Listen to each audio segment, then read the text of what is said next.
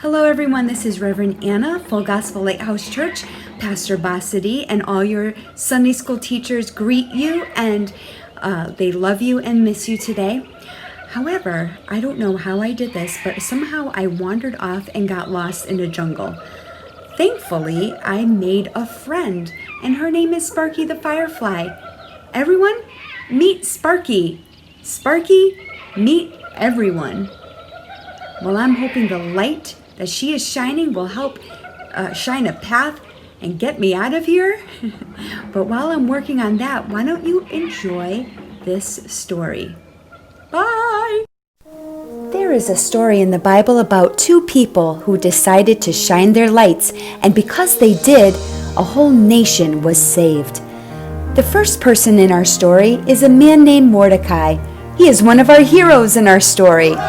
The second person in our story is a young lady named Esther. Give her a shout out.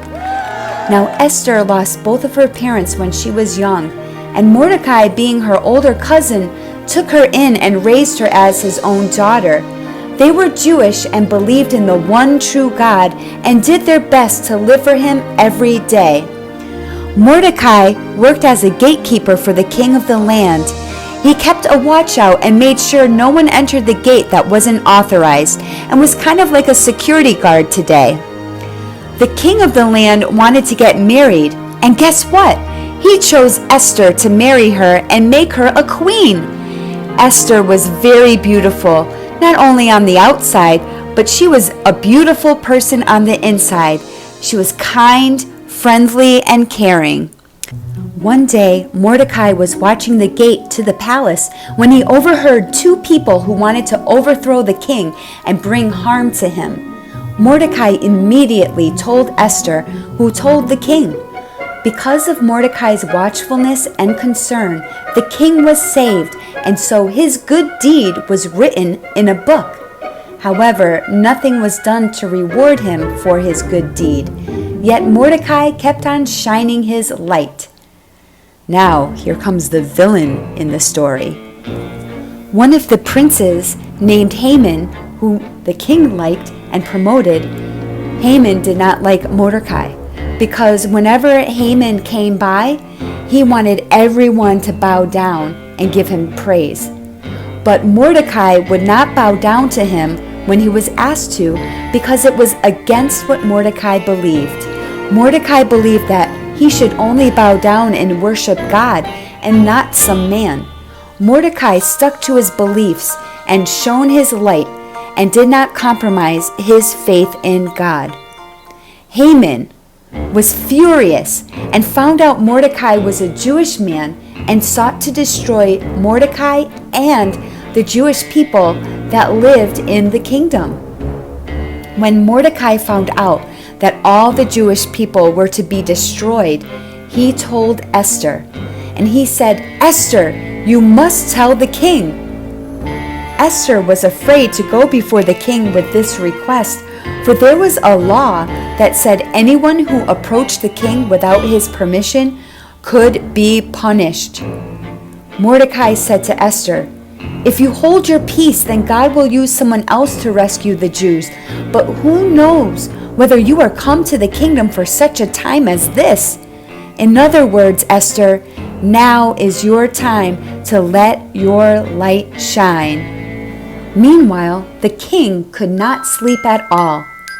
And on the other side of town, Haman was devising a plot to kill Mordecai and the Jewish people.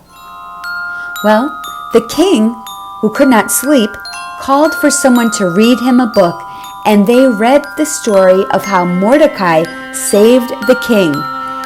The king said, "Was anything done to reward Mordecai for his deed?" And they said no. The king said, "Something needs to be done." The king was still thinking of what should be done for Mordecai when Haman arrived at the palace.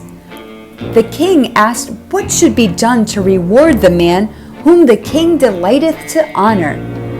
Now Haman thought the king was talking about him, so he said, "Well, let him be dressed with your royal apparel that the king wears, and prepare the king's horse to ride, and put your royal crown on his head, and let your best prince bring him on horseback through the city streets and proclaim his honor." The king said, "Hey, that is a good idea.